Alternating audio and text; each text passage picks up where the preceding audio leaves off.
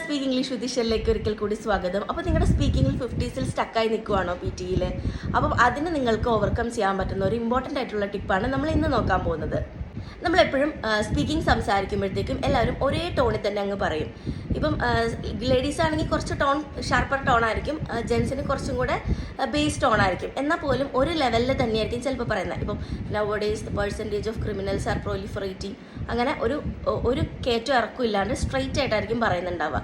So നമ്മൾ അങ്ങനെ ചെയ്യാണ്ട് എപ്പോഴും നമ്മുടെ ഒന്ന് ടോൺ കയറ്റി ഇറക്കി കുറച്ച് ഷാർപ്പായിട്ട് നിങ്ങൾ പറഞ്ഞാൽ തീർച്ചയായിട്ടും നിങ്ങളുടെ സ്കോർ ഇമ്പ്രൂവ് ചെയ്യും. കുറച്ചൊരു സൗണ്ടിൽ ഷാർപ്പർ ടോണിൽ നമ്മളത് കയറ്റി ഇറക്കി പറയാം. ഇപ്പം nowadays the percentage of criminals are increasing അങ്ങനെ പറയാതെ nowadays the percentage of criminals are increasing, അങ്ങനെ നമ്മൾ കയറ്റി ഇറക്കി നമ്മുടെ സെൻറ്റൻസിനെ ഒരു ഭംഗിയാക്കി കോൺവെർസേഷൻ പോലെ പറയാം.